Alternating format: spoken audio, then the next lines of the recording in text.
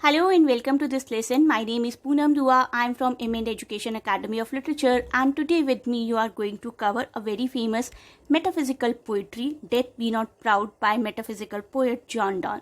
अब ये metaphysical poetry क्या होती है, metaphysical poet क्या होते हैं, इसको जानने के लिए आपको previous video देखना पड़ेगा जिसमें डिटेल में ये term बहुत अच्छे से describe की गई है. I have given the link in the description. Let us start this video now and know what this poetry Death Be Not Proud is all about.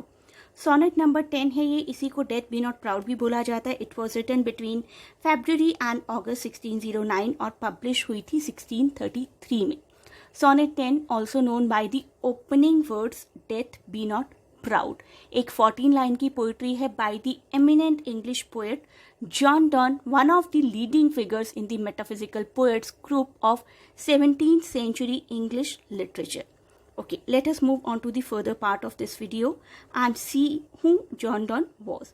John Donne एक बहुत ही famous poet थे, English writer थे और इनको consider किया जाता है the pre-eminent metaphysical poet of all the time. He was an English poet, scholar, soldier, born into a Catholic family, born in 1572 and died 1631. Years पर बहुत ही अच्छे से ध्यान दीजिएगा, क्रोनोलॉजिकल क्वेश्चंस बहुत ज़्यादा आते हैं एग्जाम्स में. तो आइए मूव ऑन करते हैं इस वीडियो के फर्दर पार्ट्स की तरफ और जानते हैं इस पोइट्री में है क्या. This poetry is basically an argument against the power of death. Death से कौन नहीं डरता, सभी डरते हैं डेथ से. डेथ को कंसिडर किया जाता है कि इट इज़ इनएविटेबल. डेथ एक ऐसी चीज़ है जिस पर इंसान का कोई कंट्रोल नहीं है. डेथ सबको आती ही आती है और डेथ से सभी डरते हैं. सभी, कोई भी नहीं चाहता कि हमारी डेथ हो या हमारे किसी लव्ड वन की डेथ हो. तो डेथ को बहुत ही पावरफुल होने के साथ साथ ड्रेडफुल भी माना जाता है, डरावना भी माना जाता है. एक ऐसी चीज़ जिसको कोई अपने पास नहीं लाना चाहता. तो हमारा पोएट बेसिकली डेथ को ही डरा देता है. That is the irony of this poetry. Death is not at all powerful being that human should fear. तो इस तरीके का एक थीम यूज किया है हमारे पोएट ने और बोला है कि डेथ तो सिर्फ एक स्लेव है. किसकी स्लेव? फेट की, चांस की, किंग्स की, डेस्परेट मैन की. हम लोगों की या किसी की भी डेथ क्यों होती है? जब फेट हमारा ठीक नहीं होता, by chance we get to meet some kind of accident और वॉट सो एवर, या फिर किंग्स, पॉलिटिशियंस किसी तरीके का आदेश देते हैं किसी को मारने का, या फिर कोई भी डेस्परेट पर्सन जब किसी का मर्डर करता है. तो कहा गया है कि डेथ कोई अपने आप में एक एंटिटी नहीं है जो जाए और किसी को मार दे. डेथ को इन सब लोगों के, फेट के, चांस के, किंग्स के, डेस्परेट मैन के ऑर्डर्स फॉलो करने पड़ते हैं. तो जो चीज़ अपने आप में स्लेव है उससे क्या डरना. इसका खुद का कोई वजूद नहीं है, खुद की कोई अहमियत नहीं है, खुद का कोई डिसीजन मेकिंग पावर ही नहीं है डेथ का. तो हम डेथ से डरें क्यों? This is what the poet is wanting to say. And further he directly addresses death. Death से ऐसा लगता है कि बिल्कुल एक बात की जा रही है डेथ को एक पर्सन मानकर. तो a kind of masterful argument takes place with the death. The poem is a direct address to death, arguing that it is powerless because it acts merely as a short sleep. जैसे हम लोग सोते हैं ना, सोने के बाद बड़ी खुशी मिलती है, बॉडी को आराम मिलता है. तो द पोएट इज सेइंग कि तुम भी तो एक तरीके की स्लीप ही हो. डेथ में भी तो इंसान सो ही जाता है. And the difference is the person स्लीप्स for eternity. और आफ्टर लाइफ के बाद इटर्निटी की फॉर्म में तुम हमें हैप्पीनेस ही देते हो, तुम हमें किसी तरीके का कोई दुख नहीं देते. Death is nothing to fear, that is why. And in the end he says, and death shall be no more, death thou shall die. तो डेथ को पोएट हमारा कहता है कि तुम किसी काम की नहीं हो, तुम्हें अपना कोई डिसीजन लेना नहीं आता, तुम्हारी कोई विल पावर नहीं है, तुम्हारा कोई स्टैंड नहीं है. तो इट्स बेटर कि यू शैल डाई, तुम ही मर जाओ शर्म से. तो and death shall be no more, death thou shall die. These are the last lines of this poetry. Okay, let us move on to the further part of this poetry और देखते हैं ये कंसीट किस तरीके से. हम conceit की बात कर रहे थे प्रीवियस वीडियो में. तो in so called metaphysical poetry such as Donne's, conceit is an elaborate metaphor जिसमें दो डिसिमिलर चीज़ों को कंपेयर किया जाता है. अब हम यहाँ पर किस चीज़ को कंपेयर करें? जैसे death is compare to an extended sleep.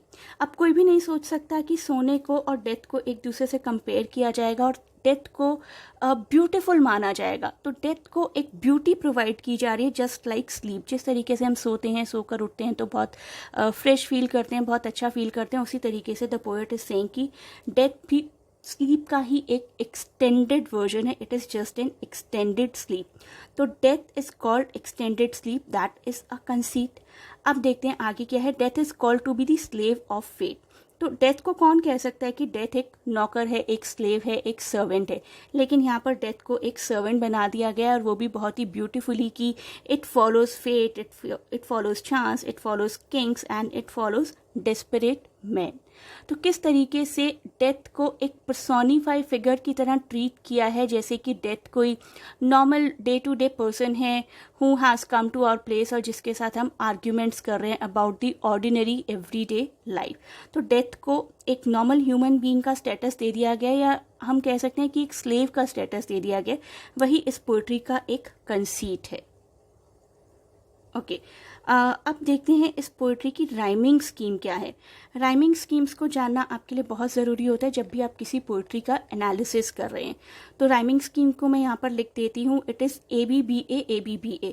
शुरुआत की लाइन्स हैं ABBA and it is being repeated also ABBA. और उसके बाद की जो 6 लाइन है that are in the form of CDD CE. आप प्लीज़ इस चीज़ को लिख लीजिए. I am repeating once more. शुरुआत की 8 लाइन्स ABBA और बाद की 6 लाइन्स CDD CEE. अगर आप इस पोइट्री को ठीक से पढ़ेंगे तो आप पाएंगे इसी तरीके की राइमिंग स्कीम फॉलो हो रही है इस पूरी पोइट्री में. ABBA. तो this line is rhyming with this line and this line is rhyming with this line.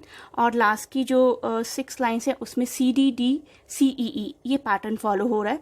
आप राइमिंग पैटर्न को, राइमिंग स्कीम के भी मेरे वीडियो को बहुत अच्छे से देखिए. इस तरीके की स्कीम को पेट्रार्कन सोनेट बोला जाता था. मैं पेट्रार्कन सोनेट का लिंक आपको, वीडियो का लिंक आपको डिस्क्रिप्शन में प्रोवाइड कर रही हूँ.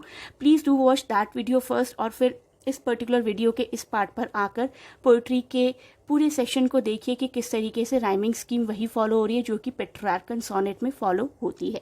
अब आगे बढ़ते हैं इसी वीडियो में और थोड़ा सा मीटर्स को डिस्कस कर लेते हैं. मीटर्स को डिस्कस करना भी किसी पोइट्री के लिए बहुत इंपॉर्टेंट होता है. I say most of the version of this poetry is in iambic pentameter. Line number 5 और 7 की बात करते हैं. आयाम्बिक पेंटामीटर में मैंने आपको पहले भी बताया हुआ है, पैटर्न फॉलो करता है डडम का. डडम मीन्स पहले अनस्ट्रेस्ड आता है और फिर स्ट्रेस्ड सिलेबल आता है, जैसे कि इन लाइंस में है. अभी मैं नॉर्मल रीड कर रही हूँ, दिन में स्ट्रेस अनस्ट्रेस के साथ रीड करूँगी. From rest and sleep which but thy pictures be. अब मैं इसको स्ट्रेस अनस्ट्रेस के साथ रीड करने वाली हूँ. From rest and sleep which but thy pictures be. तो आपने देखा कि फ्रॉम में स्ट्रेस नहीं आया, एंड में स्ट्रेस नहीं आया, विच में स्ट्रेस नहीं आया, दाई में स्ट्रेस नहीं आया और चर्स में स्ट्रेस नहीं आया. तो किस तरीके से स्ट्रेस और अनस्ट्रेस फॉलो हो रहा है उसके लिए आप ज़रूर आयाम्बिक पेंटामीटर का भी मेरा वीडियो देखिए. उसका भी लिंक मैं आपको प्रोवाइड कर रही हूँ डिस्क्रिप्शन में. I am reading this line also. ये भी मैं अनस्ट्रेस स्ट्रेस के पैटर्न के साथ ही फॉलो करूँगी. मच अनस्ट्रेस है और प्ली स्ट्रेस्ड है. Much pleasure then from thee much more must flow. तो आपने देखा किस तरीके से प्ले स्ट्रेस है, देन स्ट्रेस्ड है, दी स्ट्रेस है, मोर स्ट्रेस है, फ्लो स्ट्रेस है. तो इस तरीके से हम फॉलो करते हैं इस पैटर्न को, unstressed followed by stressed syllable. This is how this particular pattern goes on. Okay, let us move on to the further part of this video now. और अब हम आ गए हैं इस वीडियो के एंड पर, और नेक्स्ट पार्ट में हम डिस्कस करेंगे द सन राइजिंग. ये भी एक बहुत ही खूबसूरत पोइट्री है, the most famous poem by this master of metaphysicality. Thanks a lot for watching the video. Best of luck for your exams and you can contact us to join our online classes also. Thanks a lot for watching once again.